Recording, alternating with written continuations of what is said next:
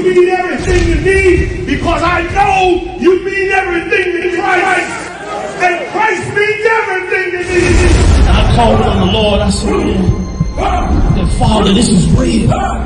Will you watch over me? Will you raise them up to be strong? I'm just a man with flesh.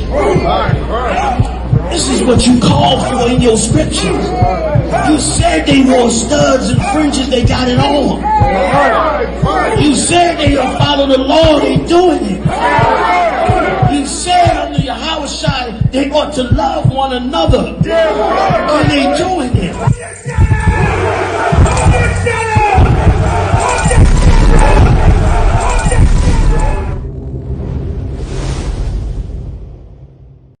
We're in front of the Israeli School, Universal Practical Knowledge, the Philadelphia Division, here at 3226 Cheltenham Avenue in Philadelphia. We're standing in front of the school right now, getting a description of the 12 tribe sign that's been painted by one of the brothers that was in the school: Judah, Benjamin, Levi, Simeon, Zebulun, Ephraim, Manasseh, Gad, Reuben, Naphtali, Asher, Issachar. Those are the 12 tribes of Israel.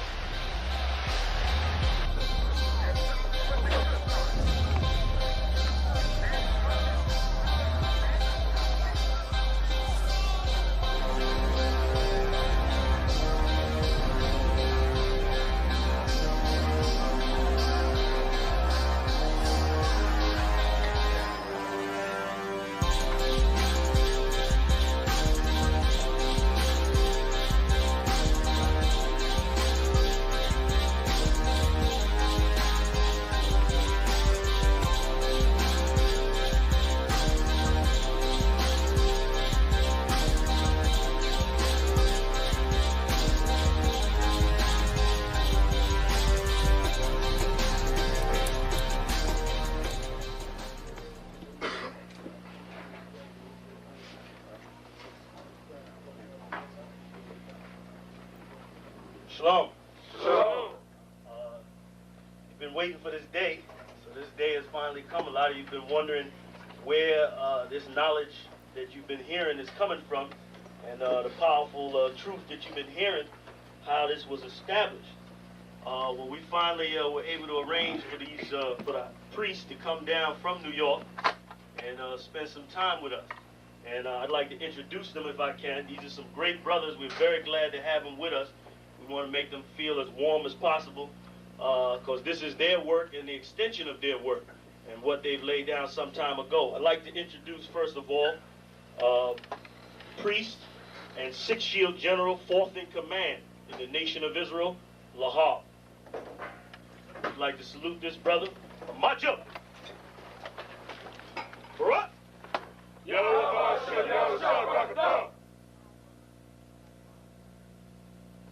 Yeshabim, which means sit. And I'm going to turn it over now to Priest General Lahab. Water, brother. I'd like to say this, starting off, we're very impressed at your school here, and we're very impressed to see that the brothers and sisters in Philadelphia think enough of the Most High and the Bible and the truth and your nationality to be a part of this, because most of the brothers and sisters are running from the truth.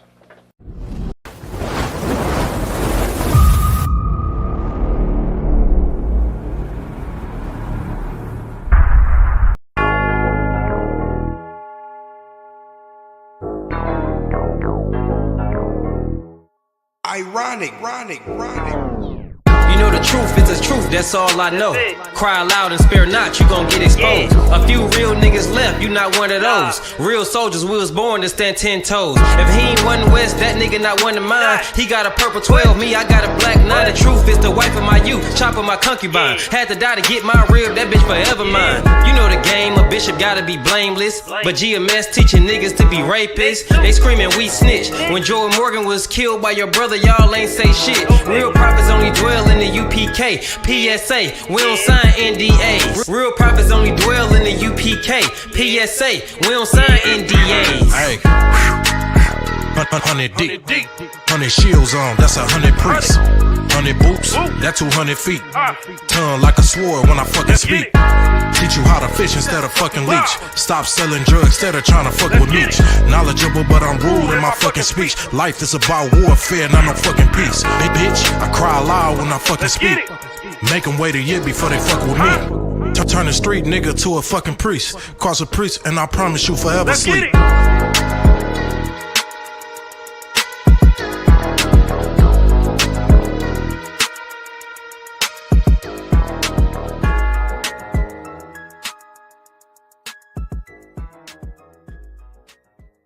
Shalom, Israel. It's time to come get your full dose of truth for the week. You got Mondays, history class, taught by Officer 500 Shariwan and Officer 500 Ahabawan. 7 to 9 p.m. Eastern Standard Time. Tuesday, you got Word to the Unwise podcast from 6 to 7 p.m. Followed by the main event, Captain and Priest Hadarya Allah, teaching scripture breakdown, the Bible like you never heard it before. 7 to 9 p.m. Eastern Standard. Wednesday, we got Priest and Officer 1000 Awaja teaching you all about the law. Tune in. 7 to 9 p.m. Eastern Standard Time. Thursday, you got myself, Priest and Officer 5000 Kazak Moth, joined by Priest and Officer 500 Barak Yah, teaching you the Brotherhood class from 5 to 7 p.m. Friday, learn to speak in the Holy Tongue, the Lashawan Kodash class, taught by Officer 1000 Katab. 7 to 9 p.m. Eastern Standard Time.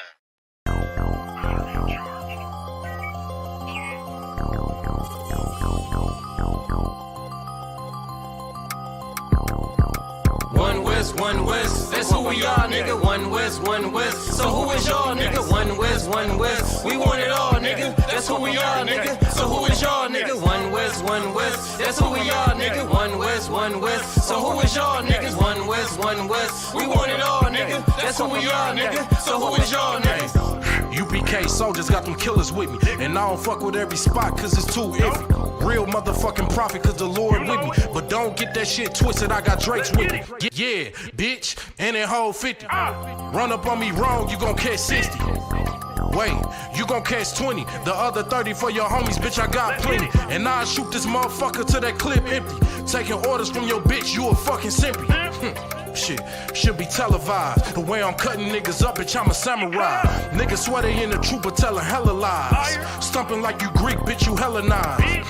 The revolution gon' be televised, and what I see in my vision gon' leave you petrified. One West, that's who we are, nigga. One West, so who is y'all, nigga? One West, we want it all, nigga. That's who we are, nigga. So who is y'all, nigga? One West, that's who we are, nigga. One West, so who is y'all, niggas? One West, we want it all, nigga. That's who we are, nigga. So who is y'all, niggas? UPK soldiers lead cowards and R. So fuck a gas stop, I came with 6 pumps in my car. My niggas ready to swing, we like kids at the park. So touch a chair around this bitch and we breaking your jaw. They think we Christian, but we not. Nothing about us is soft. I don't know what you niggas on, but that shit get you off. We booted up. We came to take zones for real. Black 40 under my garment, I be dressed to kill. Fourth dimension sitting linger, I be fresh for real. Putting scripts on your corners, but these here ain't pills. We rock covers. You official if you know those drills. Bread and water, you official if you know those meals. Yeah, you niggas soldiers get rolled over. You got police in your pocket, I got a judge in my holster. Oppressors out to get it, so remain sober. Or be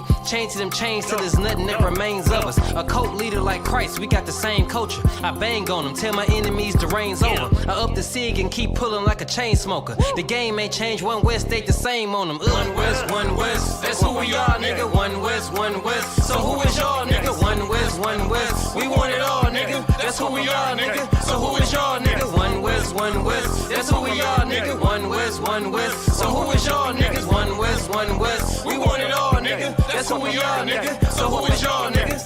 Niggas talking prophets, yeah, we got plenty. We the reason why it's Israelites around the city. Call Kazak, tells a rock, bring Shamar out. We about to slide on them, see what niggas talking about. Young dog think he wise cause he a Kemet head. That shit lame, they didn't survive, nigga, Kim is dead.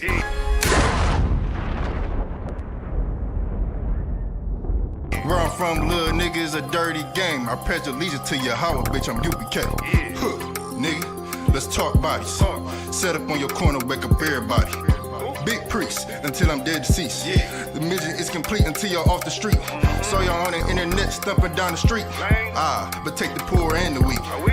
Touch your sister or a brother, you gonna be sleep. But take the poor and the weak. One West, that's who we are, nigga. One West. So who is y'all, nigga? One West. We want it all, nigga. That's who we are, nigga. So who is y'all, nigga? One West.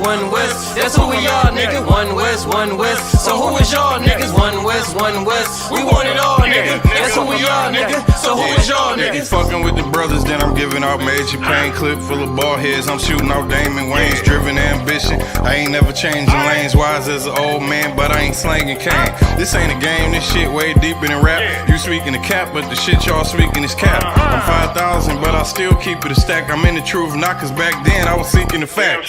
Cry aloud for the niggas that's deep in the back. And the Lord with me, ain't no reason for keeping the strap. We peep the attacks, niggas say we ain't speaking the facts. Stealing breakdowns every time we teaching in class. Niggas snitching, y'all out here squeaking with rats. We be on the street corners teaching that Jesus is black. We on 125th Street, Harlem, nigga. You see where we at? One West, that's who we are, nigga. One West. So who is y'all, nigga? One West. We want it all, nigga. That's who we are, nigga. So who is y'all, nigga? One West. That's who we are, nigga. One West. So who is y'all, niggas? One West. We want it all, nigga. That's who we are, nigga.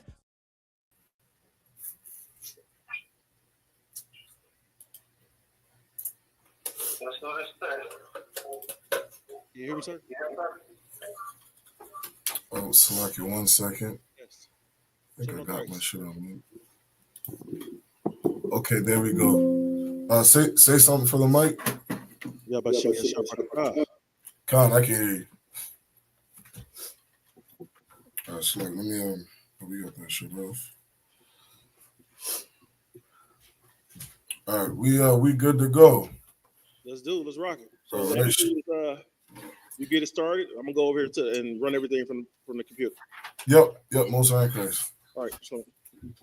All right, Shalom Israel. Yahweh Shemi Al Thumb to all the brothers. Yahweh Shemal Thumb Shemi Al to all the sisters. Priest and officer 500 Shariwana, the commanding general Yohana. All right, I got with me priest and officer 500 Ahabawan. All right, we got another Monday night history class coming up. So to everybody tuning in, make sure you like, share, and subscribe. See if I get my camera right. All right, everybody watching, make sure you like, share, subscribe to the YouTube channel. Comment if you're watching live. Make sure you comment. Help get the algorithms up.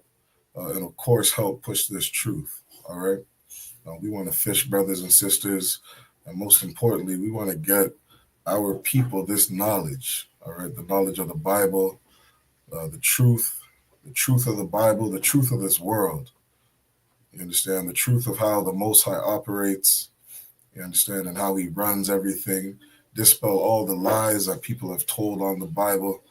And truly give Blacks, Hispanics, and Indigenous the medicine that they need to help them in this life.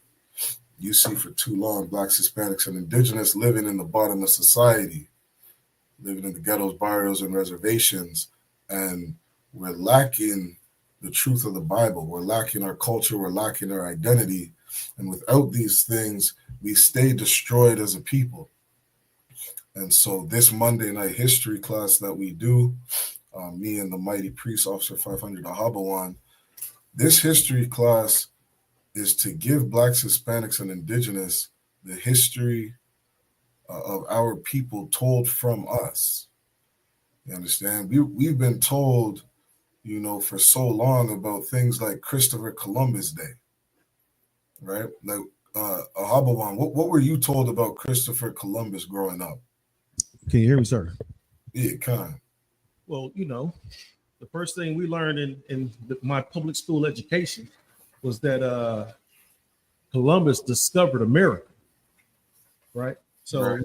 It was Columbus landed on the American grounds, and he discovered America when it was already people here. If you go to look farther into your history book, and then we were told that the people that were here were savages. Right. Okay. And does America still celebrate Christopher Columbus Day? Right now, it's in between Columbus Day and this new thing that they brought up just maybe a couple years ago called Indigenous People Day. Right? Okay. So it's still on the same day, and they're still celebrating the atrocities that happened, to our people. Right.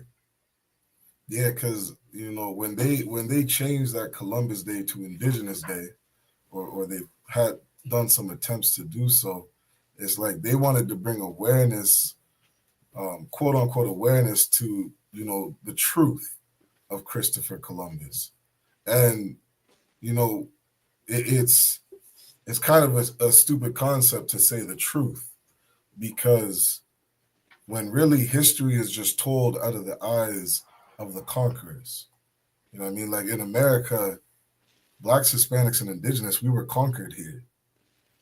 So when white people or Europeans tell the history of America, they're going to tell you all the battles that they won. They're going to talk about all their war heroes and war generals, all the land that they conquered and the beautiful things they've done as a nation. They're not going to sit there and talk about, all the genocide that they had to commit to get the country. You understand? Like you read about a lot of the wars between the Native Indians and Europeans, and Native Indians, they're whooping their ass.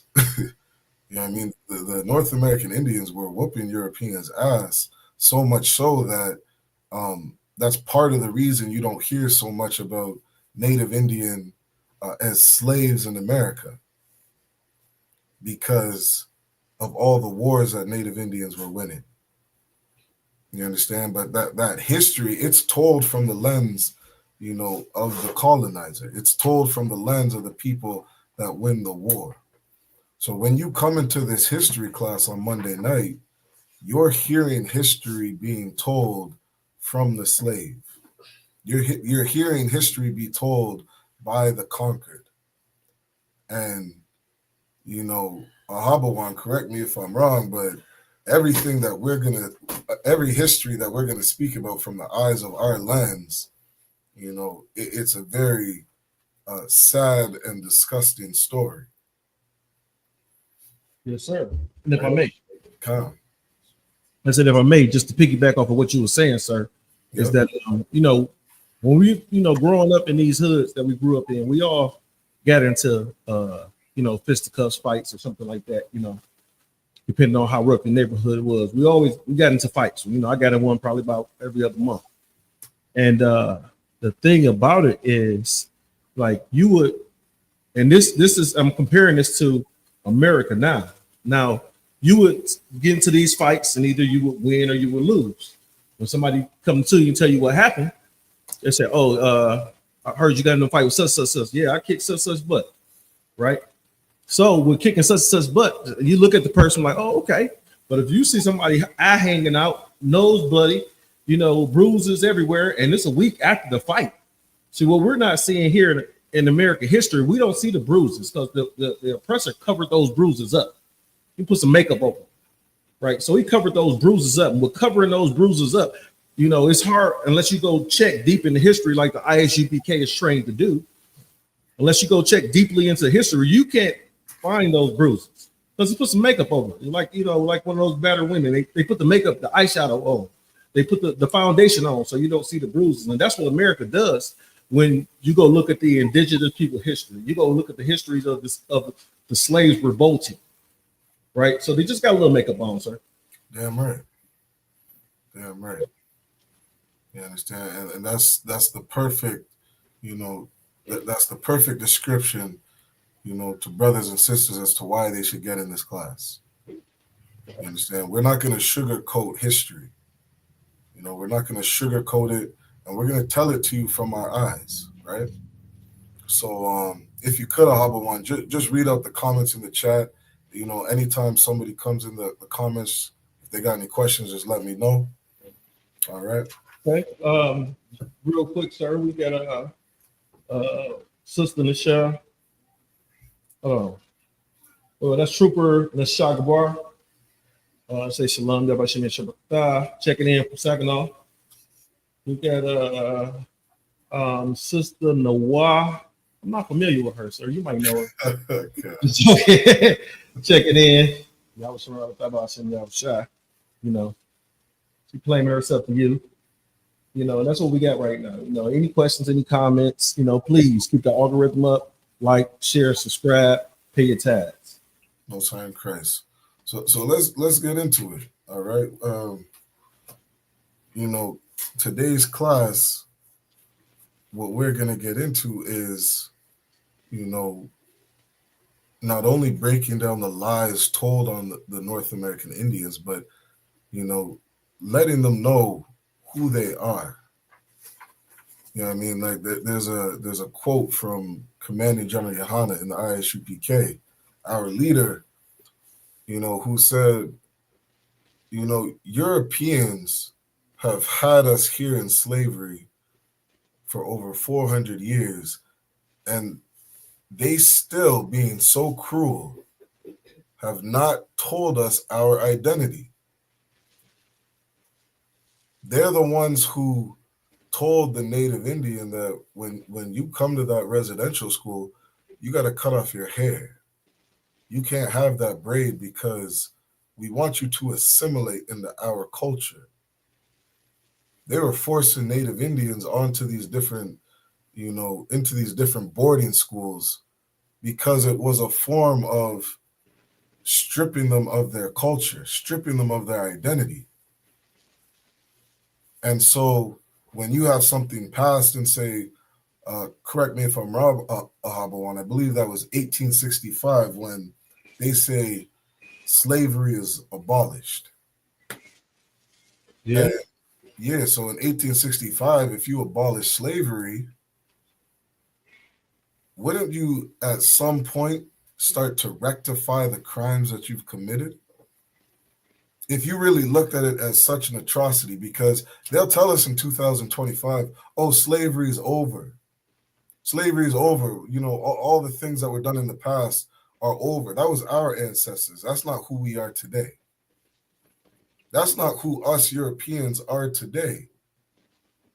And so if you're so disgusted at what your ancestors did, why wouldn't you in like an elementary school teach the slaves their identity? Why wouldn't you say, I'm sorry for stripping your culture.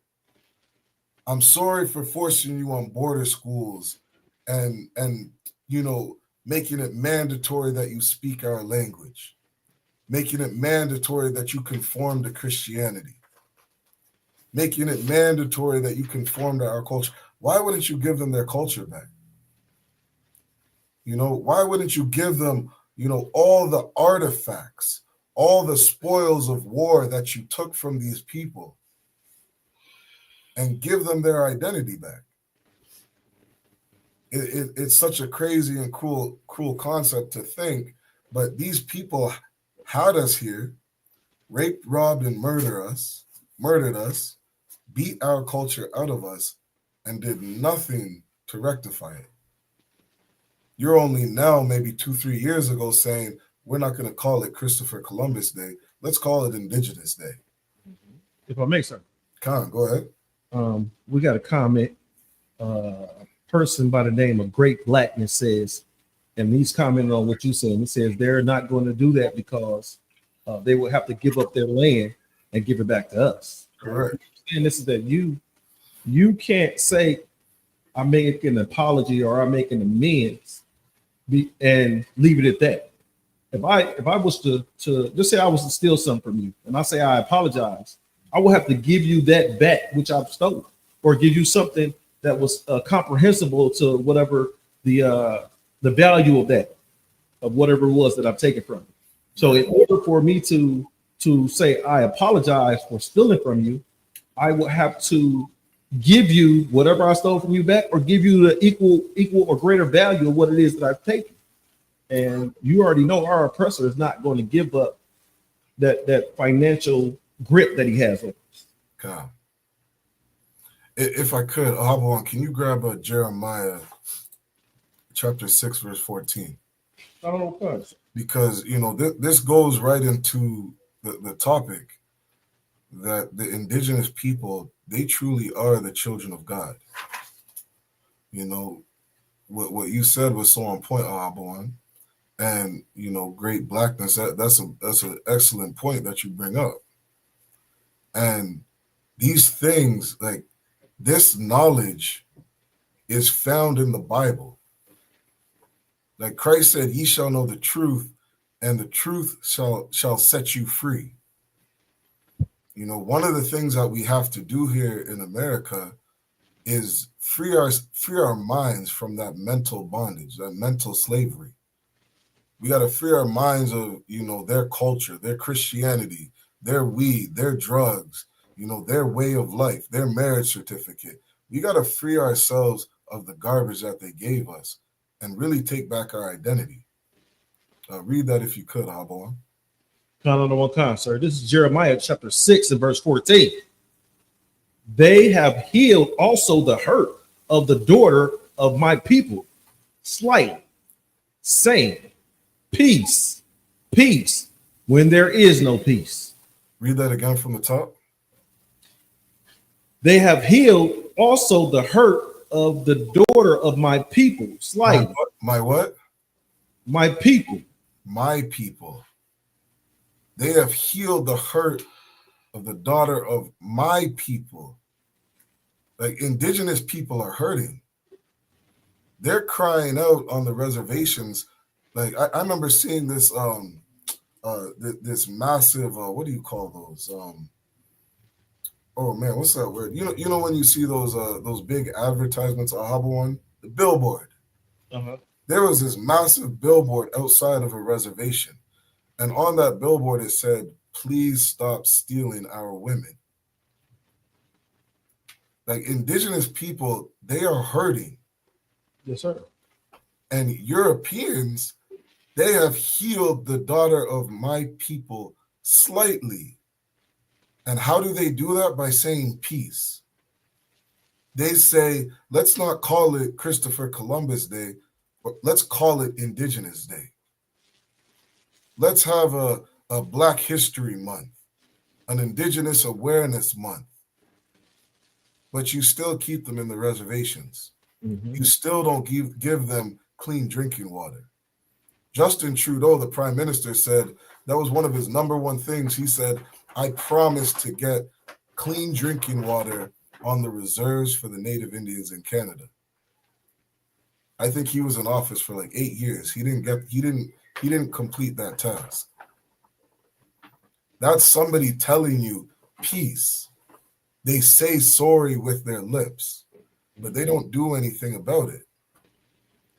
And who does this happen to? This happens to God's chosen people. Go ahead, Ahabon. And what's so heavy? We were just looking at the girl, the Edomite chick that say use the term nigger, right? Now, understand, before that, you got multiple Edomites using the term nigger, and then it's like, I'm sorry. Right. Even what was the owner of the basketball team? They made give up his ownership. He had the Mexican rib, and she wanted to hang out with Magic Johnson, but the owner was saying, no, you can't hang around Magic Johnson around me. I cannot remember his name. Yeah, but, that was the owner of the Lakers. I think it was like Denver or somebody. Okay. I recall the story though. Yeah, but understand is that she recorded, right? She was what? She recorded their conversation. And he wanted to come back and apologize. I apologize. You still got all these Negro slaves working for you, so you got to apologize. Right? That's right. You apologize, and with apologizing, they said, "Okay, you just got to sell the team." Mm-hmm. Right? You just got to sell the team. He still made billions. That's right. He still made billions off of selling that team. And then, he's upward in age. I think the dude was like 75, 80 or something like that, right? So, he doesn't have too much time on this earth anyway. So it doesn't matter right? Their sorries, their apologies mean nothing. That's right. They mean nothing. You see it when you have one of the police shootings, innocent, unarmed black men. God. I'm sorry. I apologize. It means nothing. God. Because you don't, when your son is unalived by the police, you don't get another son, right? Your son just don't manifest another son. So their apologies are nothing. God. And now, what would be like the opposite of that? Look at the apologies given to the Jewish man over in Israel. I was gonna bring that up, sir. I mean, like, that is not like they go through this Holocaust. You know what I mean? That's so tragic to their people. And what does their apology look like? $3 billion a year. $3 billion a year. Their own land, their own government, their own military. I just saw an article a couple of days ago about how much they're going to take something like 75% of the Palestinians' land. We did that before, remember? Before. And that's why we're in the situation we're in now. Well, I mean, America and Palestine and Israel. Mm-hmm. Situation they're in now because they did that before. And if I may, go ahead. You know, the Bible says that the oppressive words are smoother than butter. That's right. Right. So he could say, "My bad," and you look at it as, "Oh, he's sorry." That's a good oppressor. But yet still, your brother can't bump into you at the grocery store without you want to, snatch his life.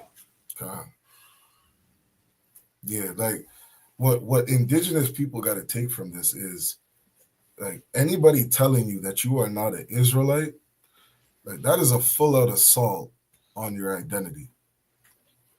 Anybody telling the North American Indian that they are not Israelites. I've heard some of these bastard breakoff groups say that, what do they say, that blacks only are the children of God. Maybe the same ones that allow Africans in. The same ones that allow Africans in.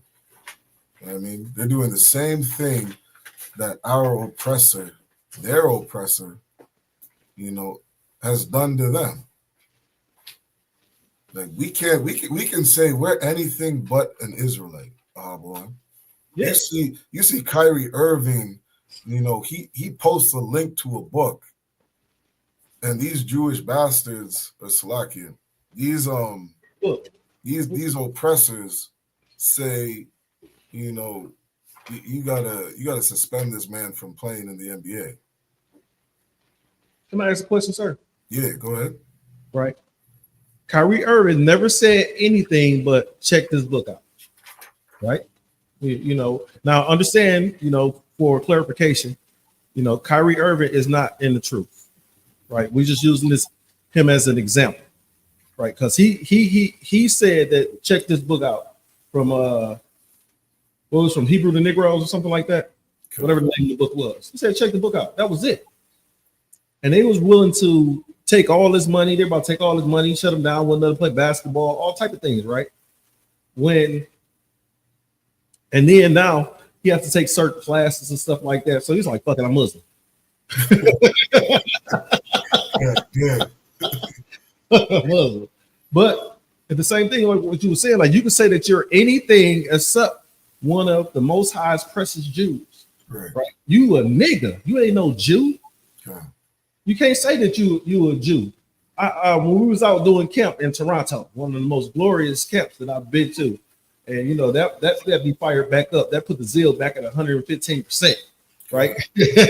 I was at 99. I was like, dang, my zeal wearing out. Like I was back at 115. Regular is balanced now.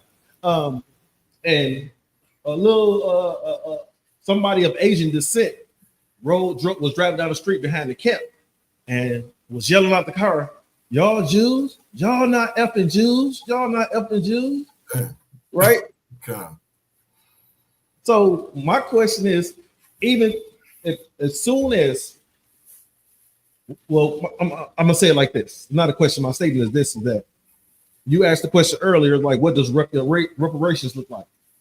And what it looks like is Are people being taught their history, right? Are people being taught their true language? You know, are people being taught how to get along with one another, right? Are people being taught and having our history broke down to us? What does that sound like? ISUPK. That's right. Being taught their history. Tuesday, people being broke down of our history, a breakdown, the scriptures of our history. Tuesday nights, breakdown of our history. Wednesday nights, we've been taught the laws that we're supposed to govern, that we're supposed to do in history. Right? Thursday, brotherhood. Fridays, we've been taught our languages. So reparations look like the UPK in charge. Yeah.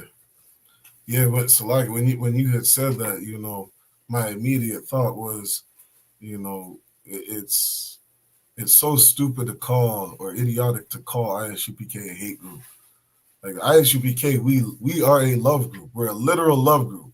Damn right. Our love is for Blacks, Hispanics, and Indigenous. Like I'm about to go through some history and biblical prophecy to show that the native Indians are the children of God. And what that is showing our people love. We're actually doing something. You know, like, professionals will say, you know, low self-esteem comes from a lack of culture and a lack of identity. The Asian man knows his culture. He knows his identity. He has a God that he prays to. You understand? The Africans, the Europeans, the Koreans, the Muslims or the East Indians, they all have an identity. They have a language. You come to the ISUPK, come to a class on Friday, learn your Hebrew. Learn the language that your ancestors spoke. You come to this history class, learn your identity, who you are, where you come from, your forefathers. It says in the Apocrypha, you know, we descend from great men, you know, from Abraham, from Isaac, from Noah. You know, these are brothers who are men of renown. This is our history. The whole world, like the Bible is the number one sold book across the world. And that's your history, Black man. That's your history, Native Indian man. That's your culture. That's our culture. And that's what we do in the ISUPK. Well, if I could, Ahabawan, grab Deuteronomy chapter 28, verse 15. Because in understanding, you know, who we are as a people, the best way to identify the children of Israel is through prophecy. You look at the Jewish man in Israel, he doesn't fit shit. Like we just read Jeremiah 6:14. You know what I mean? His people were not healed slightly. Mm-hmm. The oppression that he went through, that he claims he went through, he was healed. He was given a land. They're speaking Yiddish over in Israel. You know what I mean? They have their own language and culture and identity. They have, in Tel Aviv, they have the largest gay pride parade in Israel. It's the largest in the world. Largest in the world. That's their culture. That they scream it loud and proud. They have their culture over there. Gay people in Israel are not oppressed. You understand? They're free to do whatever they want. But you Black man, Hispanic man, Native Indian man, your culture's in the Bible. The Lord said that a man laying with another man is an abomination. Like you can't be a Jamaican, a brother from the tribe of Benjamin, and be free to be, you know, loud and proud and gay in Jamaica. They're going to unalive you. You know what I mean? Like that's our culture. Yes. You understand? And so we have to really come back to that culture. But when you start to understand prophecy, you know, you'll see that the Jewish man in Israel, he doesn't fit that prophecy. To say that the native Indians are not the children of God, you don't understand prophecy, right? Read that verse if you could, Bubba. I may real quick, sir. Yeah, go ahead. So I just popped in my head that, you know, we make fun and call them small hats. So now they rainbow color small hats. God. Rainbow color small hats. This is Deuteronomy chapter 28, verse 15. But it shall come to pass, if thou wilt not hearken unto the voice of the Lord thy God, to observe, to do all his commandments and his statutes, which I command thee this day, that all these curses shall come upon thee and overtake thee. God, we read this verse. This is such a foundation to the ISUPK and to understanding who you are, Black, Hispanic, and Native Indian man. Understand that there are a people walking the earth that are in a covenant with the Most High. And in Deuteronomy 28, it explains what will happen to those people if they listen. And it also explains what will happen to those people if they do not listen. And so you have to look at this and, you know, identify the children of Israel. You know, if you claim to believe in God, you know, everybody wants to say that, you know, the Bible is the word of God and it's real and it's true, and I believe this book. Well, if you really believe this book, it's giving you an outline in Deuteronomy 28 of what will happen to God's chosen people. There is no way in hell you can fit any race of people outside of Blacks, Hispanics, and Indigenous into this book. Jump down to verse 32.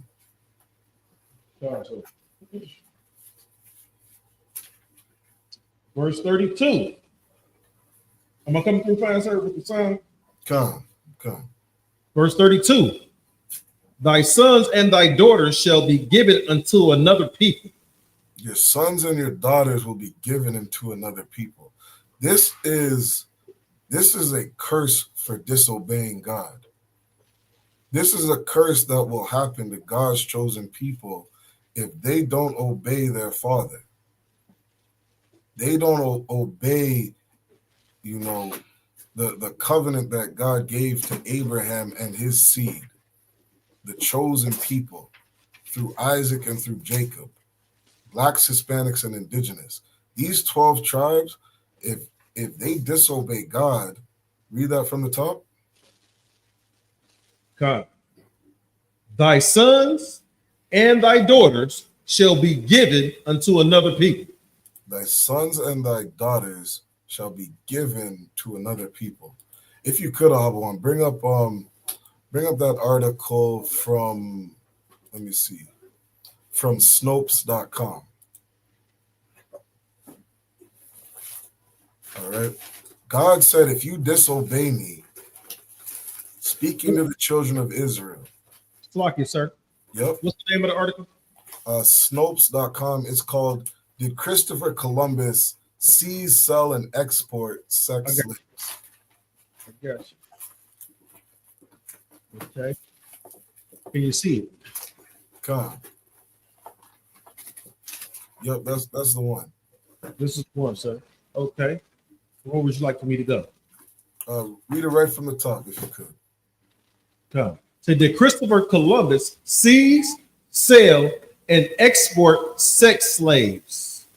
You know, last week we talked about this, about the with the fancy girls. That's right. Claim Christopher Columbus sold sex slaves, some as young as 9 years old. Was true. Ample evidence exists to show that Columbus was responsible for forcing thousands of natives on the Caribbean islands into slave labor. Thousands of who? Natives on the Caribbean islands into slave labor. There's ample evidence. Ample, that means a lot. There's so much evidence out there that you cannot refute this. You cannot refute that Christopher Columbus was responsible for forcing thousands of natives on the Caribbean islands throughout Spain or Portugal to Africa, different parts of the world, the Arab slave trade. Christopher Columbus is known for being responsible for transporting the most slaves out of any slave trader. These are the things Christopher Columbus is known for. And he did this, not only did he do this to blacks, he did this to natives. Right? A lot of people don't like to talk about this, or a lot of people don't hear about this, but the natives were a part of the first slave trade by Europeans. And he was coming over to what they call the New World, and he was taking natives and selling them back over to Spain. So if I may, sir. Khan, go ahead. So Christopher Columbus was a damn pimp. Khan. Yeah, he was a sexual deviant. Just as it says in the Bible, there is no greater fornicator than Esau. That's in the Bible. Fornication is sexual immorality. Okay. You were going to say something? I was going to say, this is the same thing what Christopher Columbus did that Sean Puffy Combs on trial for right now.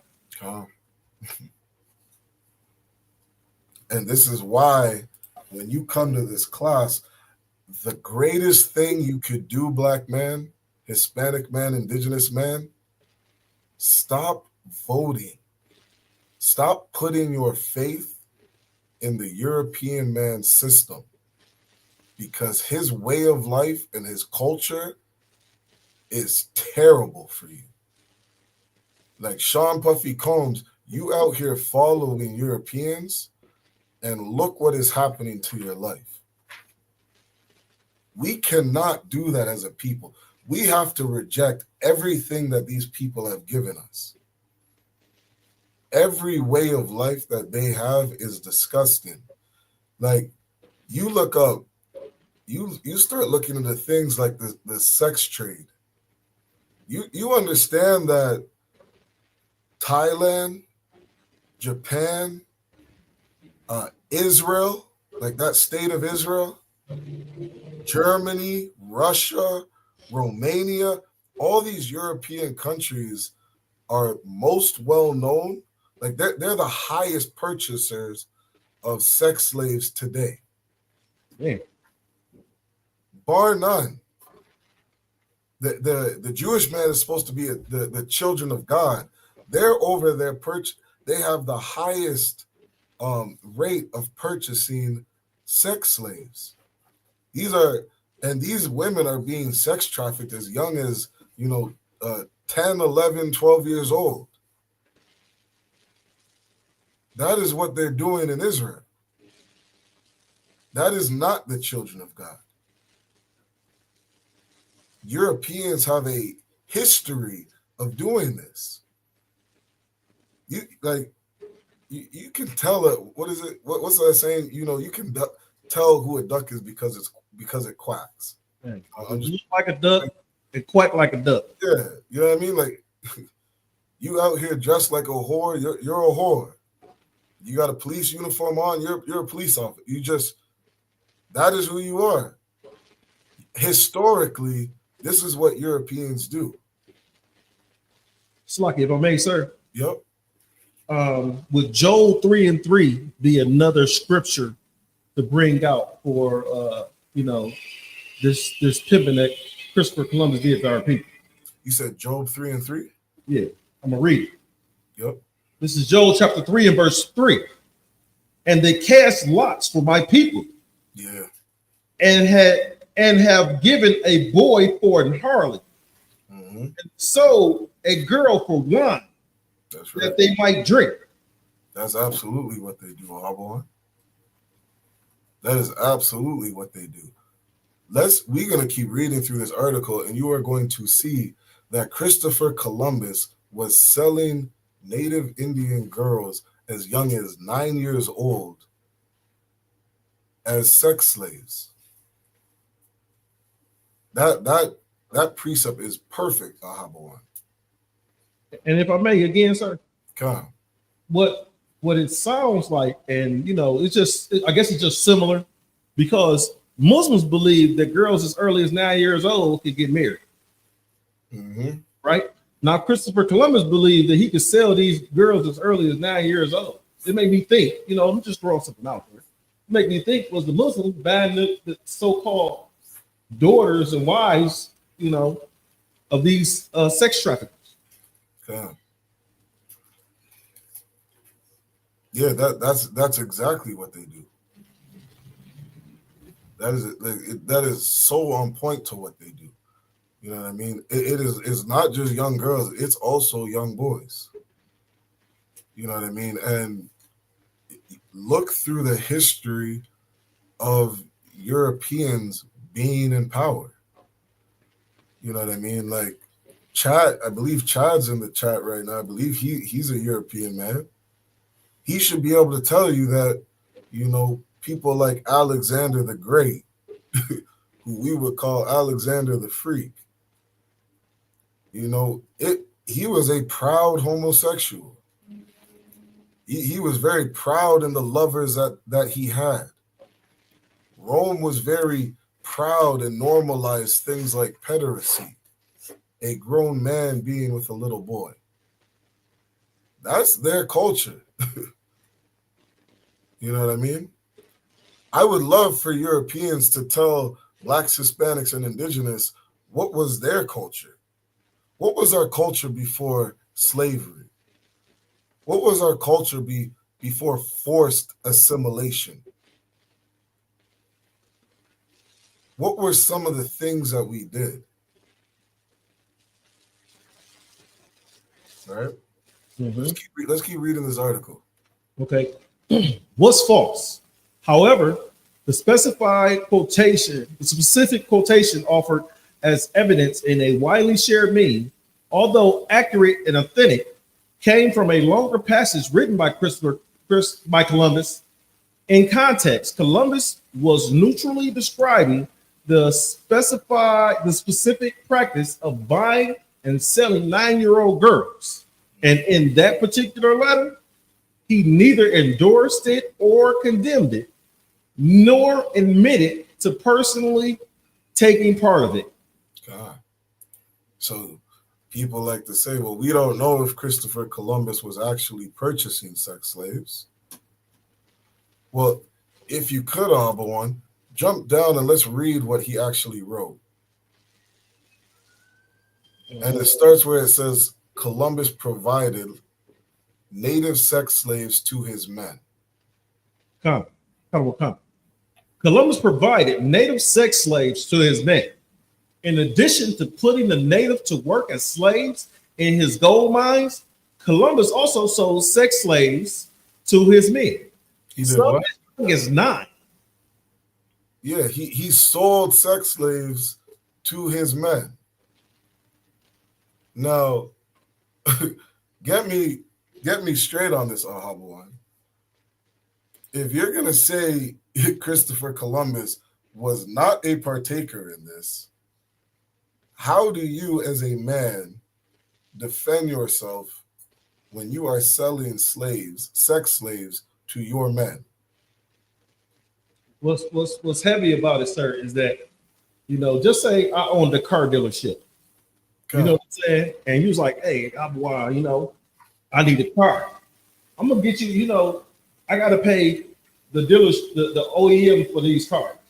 So I'm gonna get you a low price. I'm gonna get you the lowest price you could get on that ticket because you're my man's, right? Because we look out for each other. So Christopher Columbus, if these were his men, these were his partners, he would have sold them not looking to make a profit, but at least try to break even. Right. So he probably sold these slaves for cheap. But since you haven't seen the movie Django, I'm not going to quote it. Let's keep going on this. Columbus and his men also raided villages for sex and sport. For what? Sex and sport. Columbus and his men also raided villages for sex and sport. So it was just a game to Christopher Columbus to find a young native woman and what? Molest her? Sexually assault her? I'm not sure what words I can use without us getting cut off. This is what he did as a game. What do you think kind of man that this is? Well, in today's modern society, they will lock these individuals. Well, these individuals are supposed to be behind bars. Right. Right. You have serial sexual assaulters that are behind bars. You have serial child abusers that are behind bars. You know, once the evidence is shown to the courts that okay, this person is supposed to be behind bars. So we put those, you know, in today's modern society, those people are locked up. Correct. Some very bad things happen to those individuals inside a prison full of people like them. God. So now I'm glad you said that, Habawan, because that same thought had me wondering if they're doing this in the late 1400s, what year did this stop? I mean, because I'm like, because you know, these people are being locked up today if you get busted with this. So if they're being locked up today, somewhere in history, Europeans decided in North and South Central America that the act of having a sex slave, an underage sex slave, or just a sex slave in general, when was this illegal? Do you know what year that was? When it became illegal? When it became illegal. I don't know, sir. Now, what history would tell you, you know, or have you believe that in 1865, the same time when the emancipation of slavery began, is the same time you could now no longer own a sex slave. And you know why, right? God. Break it down, Hobble. They try to protect that petty, that little putrid she-devil. Because they think about it, they tried to make videos and film that, you know, black men were just sexual driven deviants. But what they did was they placed, what do you call it when superimpose, where you superimpose your identity onto me. Right. You know, it's I forget what it is called. It's like a medical condition when somebody says, "Oh yeah, that person does such," when they're really telling the truth about themselves, but they're just blaming it on another person. God, man, I'm so glad you said that too, Abawan, because, and this is why this class is so important, because you sit here as a Black, Hispanic, and Indigenous man. Donald Trump would have you believe that you're the rapist. You're the sexual deviant. You're the one going around touching little kids. What did they have all those signs up, you know, outside of the White House? All the pictures, you know, of the Indigenous and Hispanic people. All their faces. This is the face of a rapist. This is the face of a sex trafficker. This is the face of a drug dealer. Didn't they have all these faces on the lawn of the White House? Yeah. Okay. But what does this say right here? Christopher Columbus is doing this shit for fun. So hold on, sir. So you try to tell me this is the face of a sex trafficker? That is the face of us. That is the face of the most disgusting, the most diabolical sex trafficker you could see on the face of the earth. So if I may, come on. I want to speak to Israel. Israel, Keep this individual in the back of your imprinted in your mind, because right now, according to the evidence that now understand, this evidence is a collection of data that these oppressors put out. Am I correct, sir? And they said that their own brother, Christopher Columbus, their own forefather, is the face of what it says right here: native slave sex. Hold on, native sex slaves. This is the face of the man who sold little girls and little boys and women and men to his homies, his friends, you know, his counterpartners as sex slaves. Keep that face right there. Keep it in your mind. Because if you see this individual right here, he's a sex trafficker. Grab Deuteronomy 28, jump down to verse 68. You say jump down to verse what, sir? Verse 68, 28 and 68.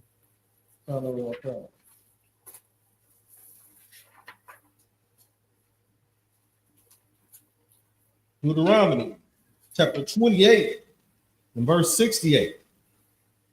And the Lord shall bring thee into Egypt again with ships. So the Lord said, for disobeying you, or for disobeying the Most High, your punishment is to go back into Egypt, go back into bondage again with ships. It was not just the black man that went on cargo slave ships, you know, around the world. That also happened to the North American Indians. Keep reading. By the way, whereof I spake unto thee, thou shalt see it no more again. You're not going to see your homeland again. You're not. You're going to be uprooted. You're going to be put on a ship, and you're not going to see your homeland again. Keep reading. They shall see it, thou shalt see it no more again. And there ye shall be sold unto your enemies. You're put on an auction block, and you are sold as property to a people that hate you, to a people that would use your little girls and little boys as sex slaves. You would be put into captivity and serve hard bondage. It's going to be hard bondage because these are your enemies. These are people that do not like you. They hate you. They take pleasure in seeing your destruction. You would be sold to your enemies. And that happened to the North American Indians. If I may, please. Okay. Besides a certain, individual that oppress your people, what is something that you hate, right? What is something that you dislike, Israel? And then imagine buying that something. What would you do it after you bought it? The thing that you hate. Mm-hmm. Like I see a lot of my people strung out on drugs, right? And when my people being strung out on drugs, it's because of these curses, because we didn't follow the law, statutes, and commandments of the Most High God. So if I was giving the money to buy drugs, guess what I'm doing? I'm crushing it in the street, I'm stomping it, I'm flushing it down the toilet because I don't want my people to have it. Right? Understand that these people hate you like that. Mm-hmm. To the 10th degree. That's small, just to stomp it out and crush it in the middle of the street. You got to remember alligator bait, right? You got to remember that the indigenous woman was tied upside down to a tree and her belly was split open and the baby inside her belly fell upon the ground. These are you got to remember the trail of tears. You got to remember that your enemy slaughtered bison and buffalo, right? Just so that you couldn't eat and stay warm. Mm-hmm. These were the people you were sold to. So imagine what happens when they bite. This is my nigga now. I own him. Yep. That's on point. And you know, if you could, Abawan, read that last comment from Chad. Hold on, I gotta let's see if I can get this to do right. All right. Oh, there I go. I'll pop it up. Mr. Chad says, if you are a true Christian, run, don't walk from these false twisting of the scripture. You twisting of the scriptures? You know what I want, Abawan? You know what I want you to do, Chad? Because I see you coming in, you know, these different, you know, these different live streams, our classes. Chad, since you're such an amazing Christian, I want you to go through Deuteronomy chapter 28 and verse 15 all the way through 68. And I want you to identify on this earth who the people of God are. That's what I want you to do, Chad. If I may piggyback off of that, sir. Come. Well, because he may not be able to truly identify who the people of God are. Just if you go through, Chad, you go through Deuteronomy 28 from 15 to 68 and tell me what people are described, what type of people walking this earth today are described in those scriptures. Just tell me what people that described in those scriptures, because I don't know if you have the ability, being a Christian, to truly say who are the people of God, because I'm sure you probably think that you're one. One. Not only can he not break this down, it is proof that he doesn't know the Bible. And if you don't know the Bible, how would you know anybody is twisting scriptures? But if you got a breakdown of that, child, please let me know. I want you to attempt to teach me the Bible. Because it's so clear who these people are. And it might not be clear to you because you don't understand the Bible. If I may, sir. He wouldn't be able to to relate to verse 68. Because this didn't happen to his people. Go ahead. If I may, sir, you know, and Chad, to clear something up with you real quickly. And Adawan Zarak said this at camp Saturday. We ain't Christians. He said, be careful, because we not Christians. Yeah. Right, we follow the law, statutes, and commandments in this Bible the way Christ followed. Right? That's what we do, right? You you see the true priest and prophet on this earth right now. We're healing our people. Right? We're casting out demons. Don't you think a alcohol addiction, a drug, a crack addiction that your people put in our neighborhood, don't you think that put demons on individuals? Right? They put demons on people. And the only place that you see these people getting rid of these demons is right here in the ISU people. And, you know, last thing I'll hop on, he would love for us to run from this because he hates us. He doesn't love blacks, Hispanics, and indigenous. Why would you come to a class where black men are telling Native Indians their identity, telling them their culture, telling them their history, giving them their language, telling them that you shouldn't, you know, sexually traffic women.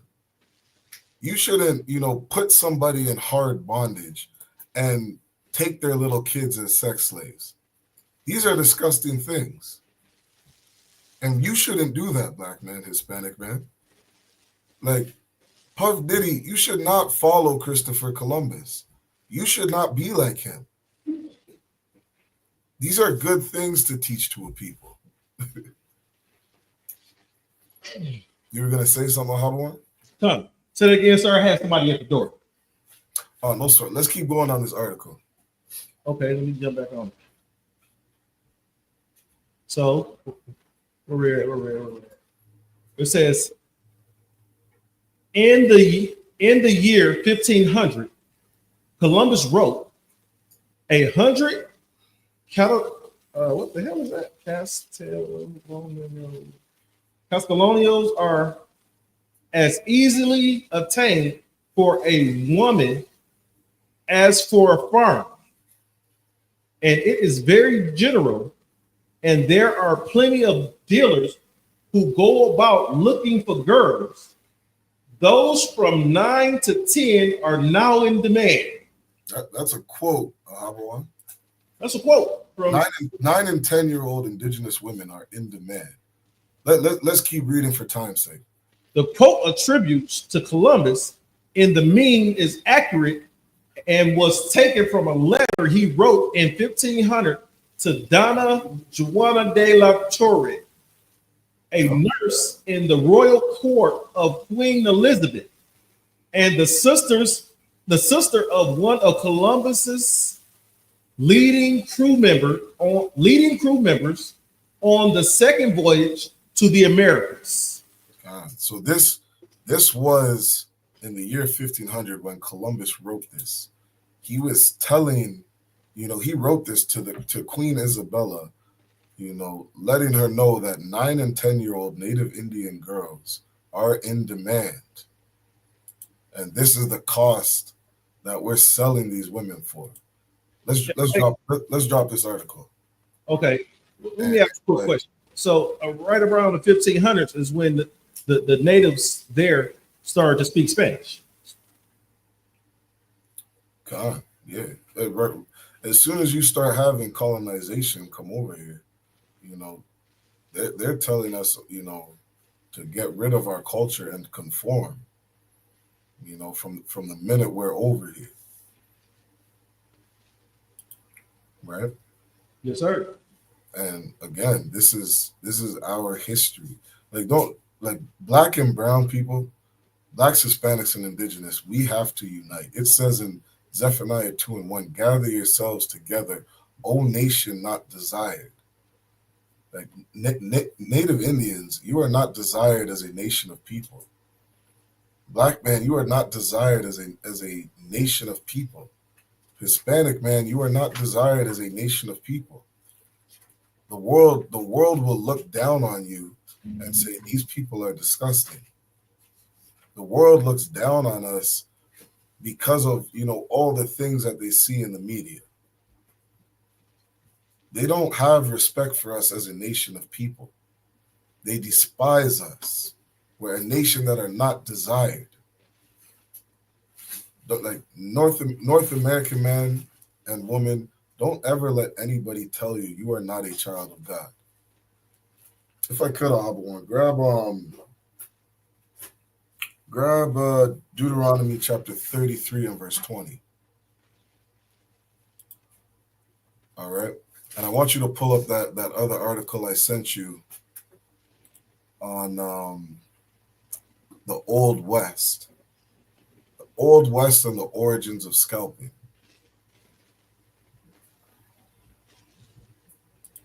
All right.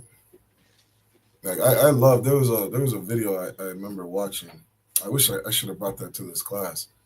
You know what I mean? Where Native Indians, they were sitting there, at one of their land protests, and they're trying to protest with the white man saying, this is our land. You know what I mean? This part of the land is ours. Leave us alone, or whatever it may be. And the way they're being treated, going back and forth, with all the military and the police and all the government of Canada, they're sitting there looking and pleading with these Europeans saying, you guys really think that we're savages? You really believe that title that you gave us, that we're the savage? How could you do this to a people? How could you take a 9 and 10-year-old girl and put her, or use her as a sex slave, as an object for sex at the age of 9 years old?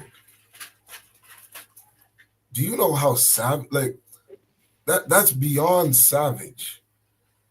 That is so diabolical to even comprehend or imagine it in your mind and then actually put it into practice. send a letter to the queen saying these girls are worth, a lot of, these girls are worth almost, the price of a farm. The price of a farm. That's heavy. You know what I mean? Like, that's what your people are saying. You're the savage. You are not an Israelite. You are a savage. And your history, Esau, is all throughout the Bible. All your disgusting and diabolical ways are all in the Bible. We know who the white man is, and we know who the North American Indian is. Read that verse for me, Ahabuan.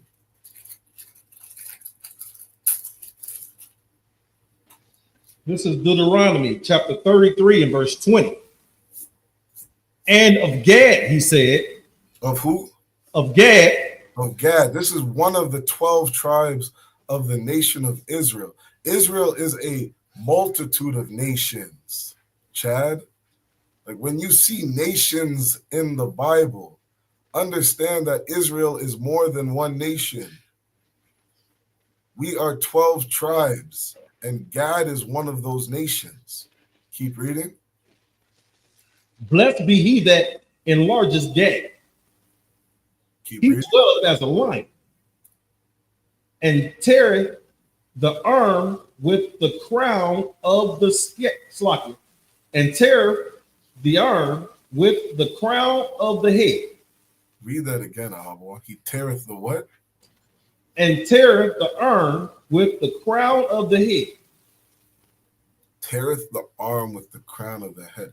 This was a blessing given to Gad, a blessing spoken of about the nation of Gad in the Bible,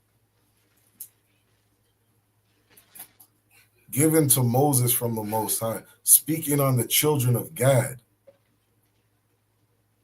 This is scalping in the Bible. And this is something that the North American Indian is known for. Keep reading. He provided the first part of himself for himself, because there in a portion of the lawgiver was he seated. And he came with the heads of the people. The what?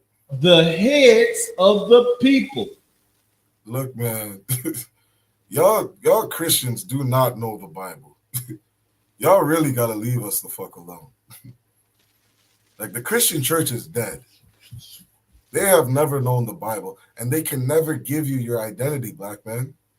They can never give you your identity, Hispanic and North American man. How are you going to fix your low self-esteem issues if you don't know your culture?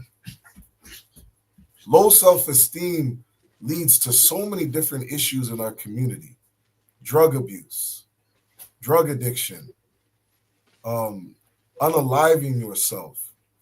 Like, these things are rooted in low self-esteem.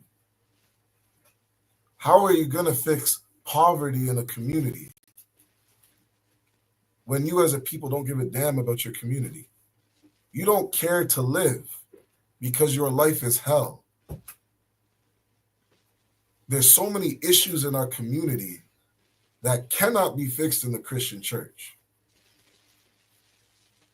You want to know, one of the number one ways that a woman gets sold into sex trafficking today, Ahabuan?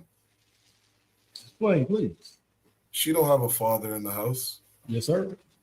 She's living in poverty. Yes, sir. She doesn't have protection. She's in an orphanage in foster care.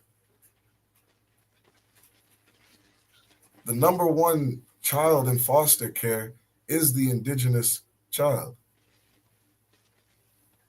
Y'all got rid of boarding schools, and you went from boarding schools to forcing the government to take these kids and sell them into foster homes. You understand, Ahabuan, that after they got rid of these boarding schools in Canada, these residential schools, that the government of Canada came and said, you know what? If you live in poverty, you are not a fit parent. And if you're not a fit parent, the government is going to come and take your children. And they're going to force them into foster care. They're going to force them into an orphanage. And that child at the age of 10, they're going to drop out of school. They're going to be out doing some fuckery. And some grown-ass man is going to come steal this young woman. And she's going into sex trafficking. She's going to be sold over in Thailand, over in Israel, over in Germany, over in Romania as a sex slave. You were going to say something, Mahabon? I say what's so heavy about that is you were speaking about the sign that you seen that says "Stop taking our women." Stop taking our women. And I looked it up, and it's hundreds of thousands of our sisters, just the sisters. I'm not talking about the brothers, just the sisters that are missing every year. No one knows what happened to this young lady, this sister. No one knows what happened to this sister. Well, someone knows, but they're just not bringing the information out. Right. And then you have you were talking about the border foster care. I know a few women that went through foster care, and every single one of these women have a similar story of how they were sexually assaulted by someone in that foster home. That's right.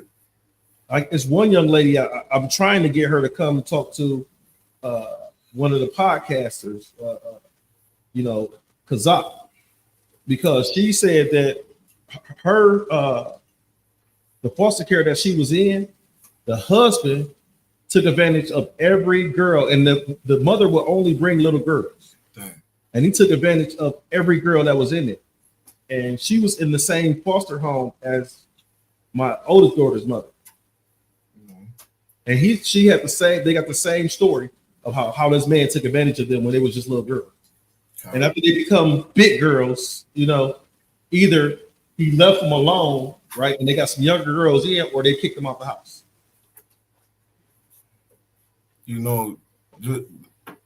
Just thinking about that, Ahabawan, there is no greater nightmare than one of our any of our babies, the boys or girls, mm-hmm. being forced into a foster care home with an oppressor. You're right in the fucking lion's den. You're a sheep living amongst wolves. Every day you wake up, there is a wolf right in front of you. It was just a story about a brother and sister in foster care, and they had them sleeping in like a garage or something like that. Oh, I saw. That's a good that'd be a good article to bring up. I seen that. I can't remember. There was like 3 or 4 kids that they had locked up in a barn or something like that. I wish I could find an article. I don't remember enough on it to search it out. Yeah, they just got busted for that shit. But that's, man. But look how long they had the children was in there for years. And what helps them cover it up is that you can so-called homeschool your kids. But with so-called homeschooling, really with foster care, you should have a social worker that's talked to these kids, every 3 or 4 months. And then these social workers have to act on what they heard from the child. Whether it be false or true, you still have to go and investigate, right? And that would be an easy check and balance for these children that are in foster care, right? Because all the state does is drop them off in foster care and get the parents a check, and they don't check up on the children. Man, if I could go further, what did General Muhammad say in class the other day? If you are a child who you think you're being touched inappropriately, you need to come and tell the general. Mm-hmm. I go further and say, fuck the social worker, Habon. You need to find a brother in the ISUPK. Find a school nearest you, find that number, you know what I mean, and start talking to those brothers. Start coming to class. You know, check in. You got questions, you need some counsel. You're wondering if, you know, this adult that is around you is doing things they shouldn't be doing. Report that shit to one of us. My daughter, well, you know, usually she's 7. My youngest daughter's 7. Okay. And when we go out, you know, usually I have on one of my covers, or I have on my UPK jacket, or, you know, UPK gear. And, you know, that draws attention.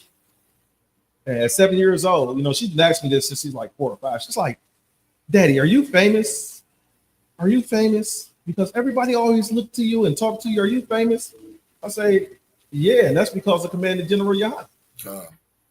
I say, when people see us, even though you get these naysayers like Chad saying we're twisting the scriptures and we're pushing out hate speech, why do our people feel so safe when we're around? The young fellas in Canada, right? They felt safe when we were there. That's right.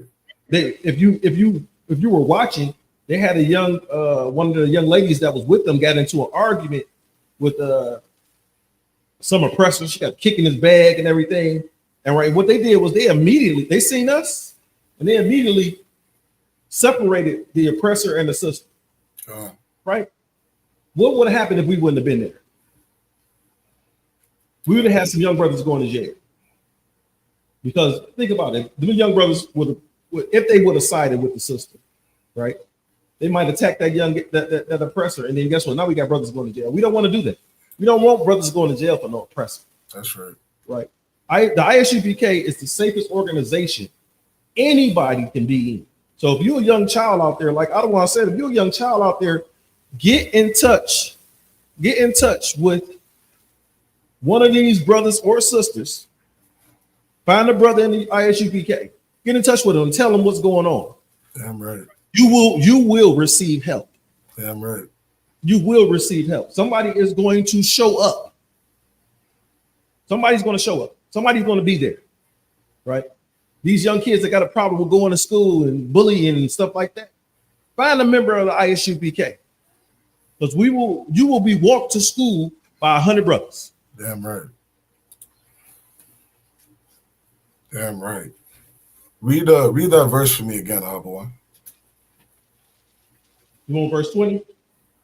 Kind. It's a Deuteronomy 33 and 20. And of Gad, he said, blessed be he that enlarges Gad. He dwelleth as a lion, and teareth the arm with the crown of the head.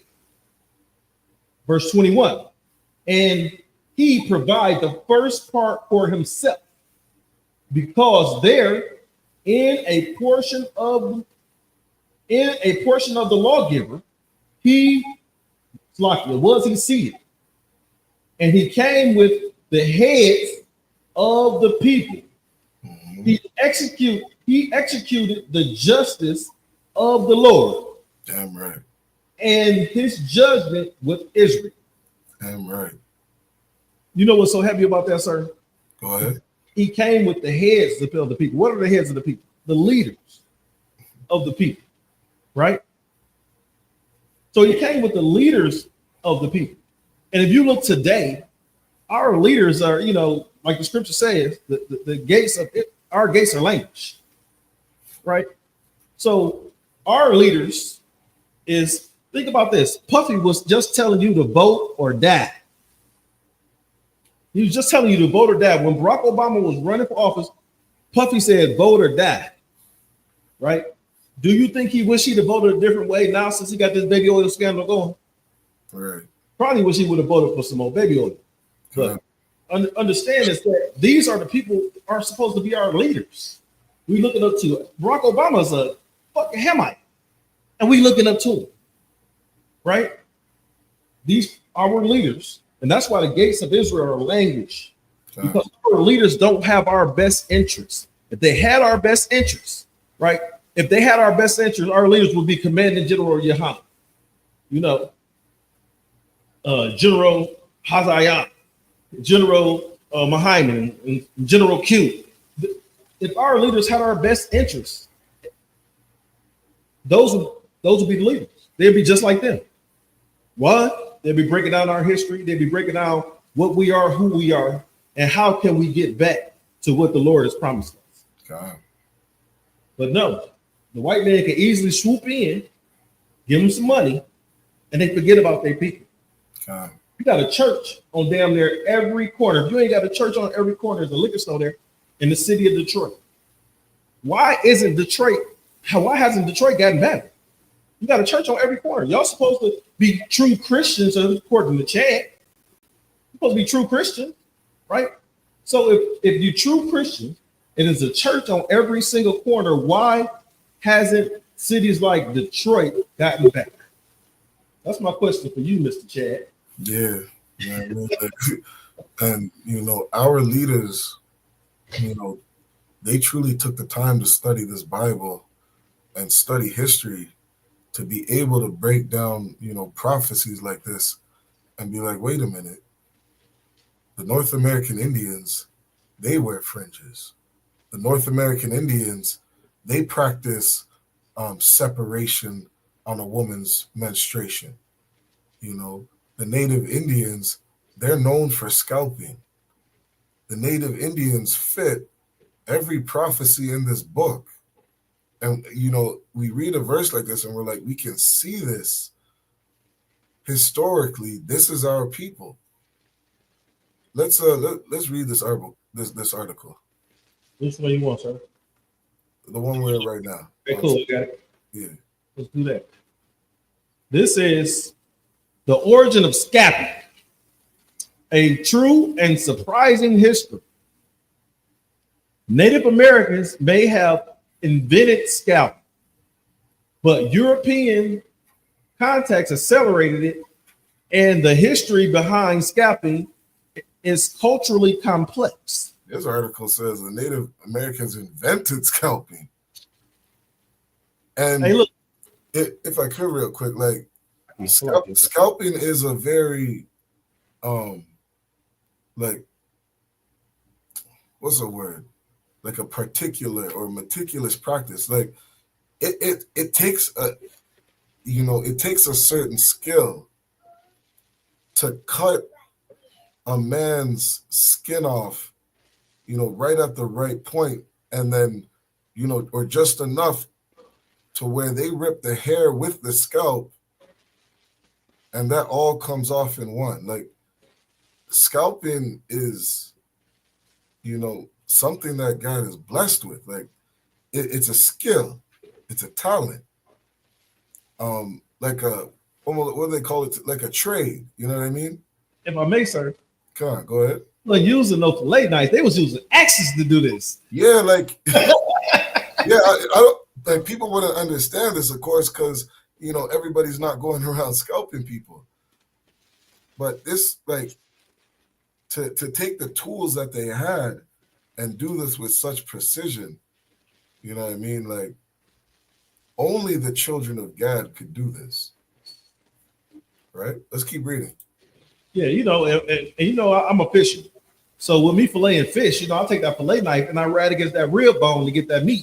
You understand? Right? Then I flip it and ride it against the backside of the skin to get the meat from the other side to remove the skin. What's so heavy about it is that fillet knife bends and folds with the body of the fish. God. That axe don't. God. Yeah, imagine using that fillet knife and you're just cutting the skin enough on the fish, or say just under the scales enough to just pull up the skin to where you could rip it apart. Like it takes a precision. You know what I mean? Yeah, that's precision. I don't have that yet. I'm gonna have one of these Native American brothers teach me how to scalp. They're gonna have to teach me. In the new kingdom, I'm gonna have to know how to scalp. Here I got another one. Good. Let's keep reading. There's another article I want to get to if we got enough time. Come on, sir. Let's get through it. The idea that the Native American routinely and vigorously scalp their enemies is a common perception that holds to the present. Historical accounts have given strength to this belief. One such narrative is found in the history concerning the Battle of Wabash between a confederacy of Native American tribes versus the American Army in 1791. The aftermath of the battle is painted through the eyes of a survivor, Stephen Littell, who witnessed the defeat of the American forces. So right there it says that the Native American brothers was whooping American ass. That's right. Awful was the scene presented to him there. So this is the account that a man was giving of what he saw. Keep reading. It says the bodies of 700 of the killed and wounded encumbering the ground of the space of about 350 yards. It was a cold, frosty morning. The scalped heads presented a very revolting spectacle. A particular vapor or steam ascended from them all. Many of the poor creatures were still alive, and groans were heard on all sides. Several of the wounded implored young Littell to put an end to their misery. So these people who were just scalped, they're yelling out, begging to be put out of their misery. Now, the reason, I wanted to read that part too is because here's a good example I could give now, Habawan. You think about trying to fillet that fish when it's alive. I do, sir. When I finish filleting, it's still alive. So it's flopping around and you cutting it. Yes, sir. Sometimes, well, think about it. If you bring water for about 5 minutes, they flop around a lot less. Okay. Right? But as you're cutting, you still have some movement. Okay. So now think about this. It's easier to do it when the fish is dead, right? Much easier. It would be a lot easier to do it when the fish is dead. Yes, sir. Our native Indian brothers, they're scalping men's heads when they're alive. According to this article, 700 of them. So,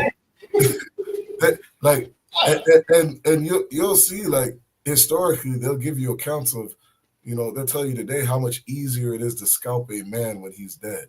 Yes, sir. It is a skill to scalp a man's head in such precision when he's alive. If I may, sir. Come on, go ahead. And that reminds me of when Peter had removed the ear from the Roman soldier.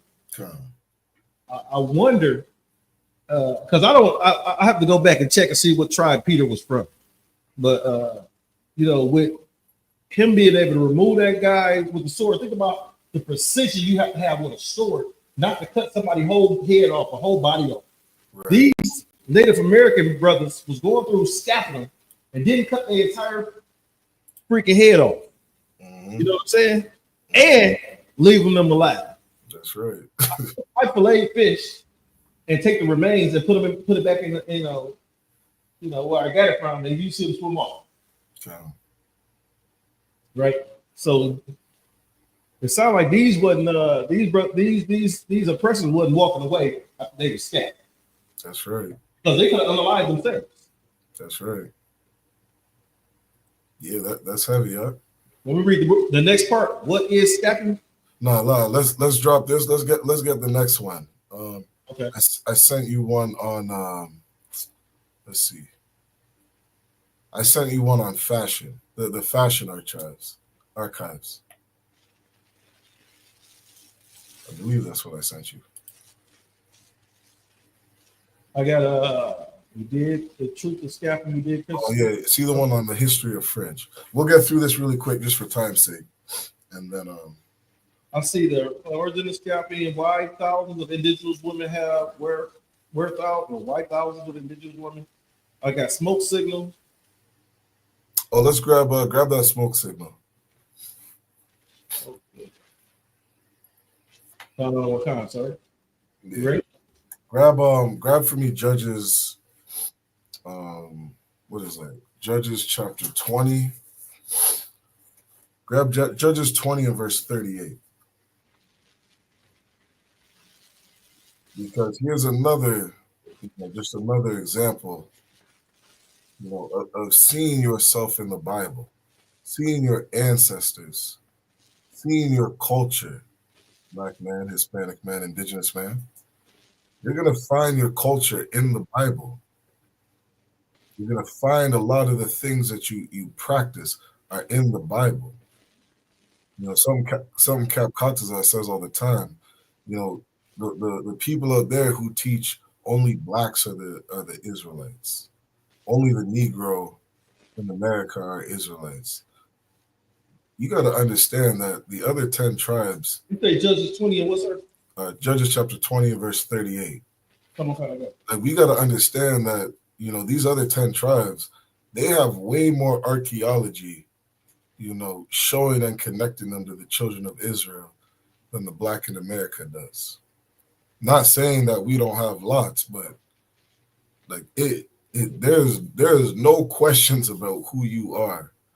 When you start to read through these scriptures and see what your people were doing. All right, go ahead and read that for me, Alwan. This is Judges chapter 20 and verse 38. Now there was an appointed sign between the men of Israel and the liars in wait. An appointed sign. Keep reading. Come on. That they should make a great flame with smoke. A great flame with smoke. With smoke. Make a great flame with smoke. Rise up out of the city. Rise up out of the city. Okay, keep this in your mind, all right, as we read through these scriptures. Keep going. Verse 39. And when the men of Israel retired in the battle. Retired in the what? In the battle. So they're using this sign during a battle. Keep going. Benjamin began to smite and kill of the men of Israel about 30 persons. So the children of Israel are in battle against each other. Keep going. For they said, surely they are smitten down before us, as in the first battle. Verse 40. But when the flame began to rise up out of the city with a pillar of smoke, the Benjamites looked behind them, and behold, the flame of the city ascended up to heaven. Okay. This right here, this was a signal used during war. This is a smoke signal in your history books. Now, you want to think about different war tactics and things like this. Historically, what nation of people were using smoke signals for war? You only gonna find this shit in our history. Yes, sir. If I may, God. It was the Native Americans. That's right. There are so many recorded wars between Native Indians and European settlers all throughout the 1700s. Like tons and tons of wars. And this is something that God is known for doing. the native Indians are known for doing. You know what I mean? My dad's from Jamaica, the Benjamin, according to the Bible. And I always heard stories growing up of the Maroons. And this was a group of what they called natives. They call them the Maroons. They're native to Jamaica, or they were the indigenous of Jamaica, and how they fought off the Europeans when they came to Jamaica. And they used smoke signals. They would set smoke signals in the mountains so that they could communicate to one another that Europeans were coming. And they could communicate from a very long distance along the island because of using this tactic. Let's read through this article real quick. We'll just get a couple points. It says smoke signals. Fact and information about the history and culture of Native Americans, including the subject of smoke signals. Descriptions and definitions of smoke signals. Materials required to make smoke signals. Different uses and purposes of smoke signals. Messages and meanings of smoke signals. Interesting fact and information about Native American smoke signals. It says Native American culture, smoke signals.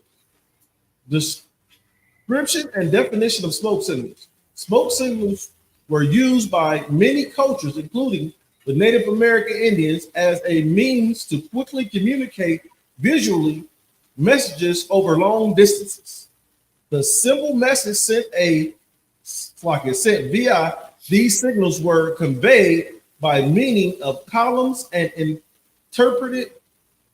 intermittent puffs or clouds of smoke. Salaki, if I may, sir. Yep, go ahead. You know what that sounds like, right? What's that? Say that one more time. I say it sounds like Morse code, a visual Morse code. Okay. It says materials required to send smoke signals. Native American Indian tribes have their own system of making fire. Once a fire had been made, smoke could be produced. The fire gave off smoke consisting of visual gases and fine particles given off by burning materials. A wet blanket was used to cover the fire, and when released, produced a tower of black smoke that could be seen for miles. Yeah, this is a very specific tactic. Like, you understand, this isn't just, they didn't just make a fire and now the fire is going. You know what I mean? They'll throw like a wet blanket on it, to produce, a certain type of smoke in the air. And now as this smoke is rising, this is communicating to other tribes saying, we're at war. Right? Let's just for time's sake, let's drop this Ahaba one and grab that fashion. Grab that fashion archive. Okay, because you gotta understand, like, again, our history is all throughout this Bible. Our history is throughout the Bible. You're never going to know who you are unless you get in the ISUPK. Unless you get in these classes and, start going through history, going through prophecy, reading about your ancestors, who you are, what you were doing. You're never going to understand who you truly are.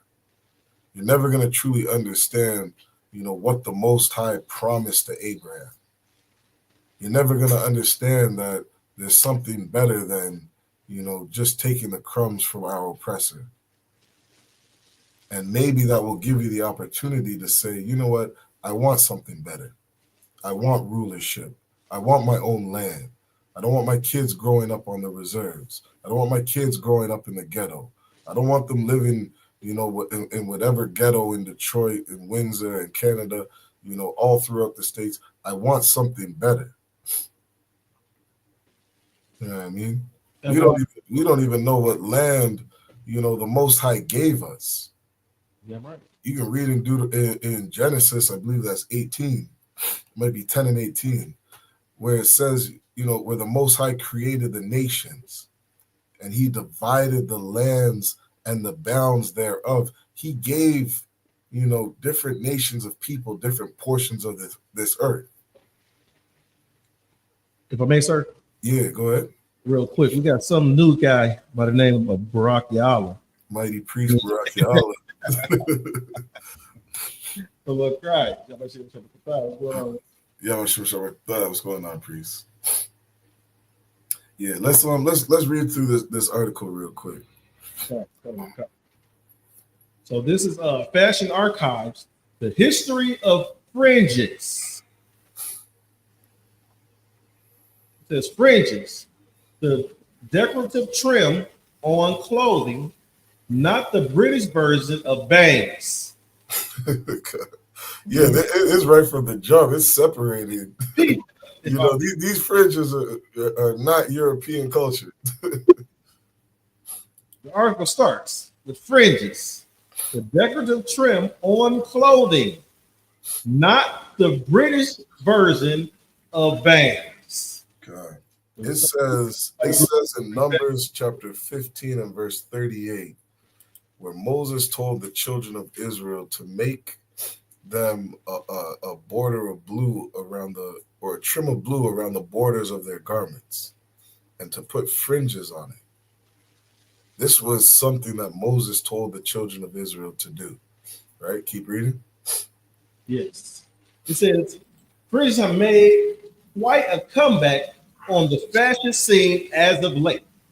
You can spot it being used in a variety of styles, from rugged suede jackets to glamorous party dresses. This embellishment is definitely trending. Although this is just one of many revivals. The words are real choppy over here. Okay. In fact, fringes trim has been in and out of fashion for well over 100 years and has existed for centuries. Ancient Mesopotamia. Fringes originated in 3000 BC in Mesopotamia or present-day Iraq. Present-day what? Iraq. Yeah, but black man, Hispanic man, and indigenous man. That whole Middle East, Salakia. That whole Middle East, the whole Middle East that, Salakia, my allergy. That whole Middle East that you see today,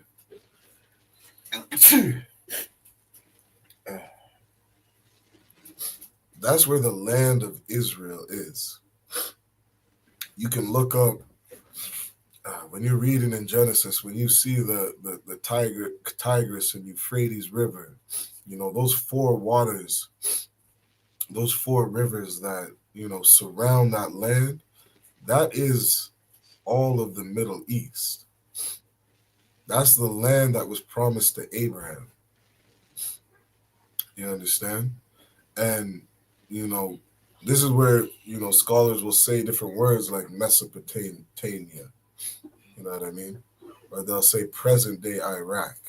That whole Middle Eastern area, that was our land. Right? Keep reading.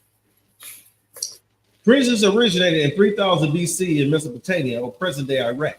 It is believed to have been worn widely in many civilizations and by all classes of people. While no physical evidence of Mesopotamian fringes exists today, the people of this period left behind details, sculptures, statues, and written accounts that give us a picture of what this ancient embellishment was like. Fringe was used mainly in skirts and shawls, used to adorn garments woven from the cotton or linen, and for the wealthy silk. It came in a variety of styles. Straight, knotted, tied in a unique design. And this was used to adorn what? It says, hold on. It says fringes was used mainly in skirts and shawls, used to adorn garments woven in from cotton or linen, and for the wealthy, silk. God. It came in a variety of styles, hanging straight, knotted, or tied into unique designs. Now, understand, black man, Hispanic man, indigenous man, a garment is your outer wearing piece. You know what I mean? Like you see the indigenous people today, and they'll have their what do they call? They're called powwows. You know what I mean? They have garments on, and they do up their garments beautifully. You know what I mean? They're using this to a special location or at a special event. This is what fringes were mainly put on. Okay, and you look at indigenous culture, you see fringes all throughout their culture. Right? We can drop this article on just for time's sake. But you got to understand that, like, we can see our culture today. You know what I mean? You can look up pictures. You'll see tons of pictures historically. You'll see tons of garments today that indigenous, brothers and sisters are creating. And these are beautiful garments. Many times, what was it they said? I'll have to bring up that history another time, but many times they'll put that ribbon of blue. They'll put that strip of blue on their garment. You'll see it on women's skirts and different things like this. That's all through our culture. All right. Anything you wanted to bring up, Wahab? No, sir. This has been a heavy class. Okay. Been a heavy class. It's like these classes are getting more of a deep dive, because I have to present these classes. I have to do some study, and I wasn't always a good student in high school and college. Figured out to cheat. 2 degrees later, we found another way to cheat. But God. Yeah. What I'm saying is this, sir, is just that the name of this class is Native Indians aren't savages. Christopher Columbus called it our sisters and brothers savages. Right? They are Israelites, chosen people of God, right?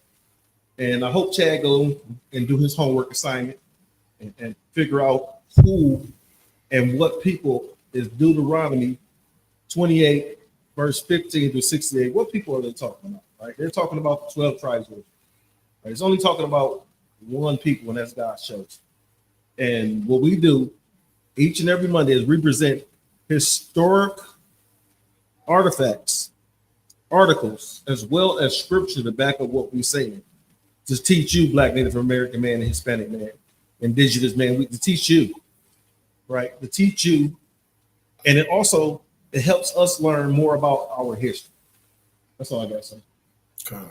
Con, that's heavy, and I would say the time restraint on the class, it didn't allow me to go more in, to the savageness, the savage nature of our oppressor. You know what I mean? Like Christopher Columbus is such a small part, an extremely small part of all the atrocities that these people have done to us. You know what I mean? And we really got to understand, Black man, Hispanic man, indigenous man, like, you are not a savage. You are a nation that is above all people on the face of the earth. You understand? You are royalty, a nation of kings and priests. And we really got to come back to our culture. So with that, I'm going to say shalom. Yahweh Shema Shai Rakatham to all the brothers. Yahweh Shema Thab, Bashim Yahweh Shai to all the sisters. Habawan, is there anything you wanted to say or end up with? Shalom. Shalom. Shalom, Israel.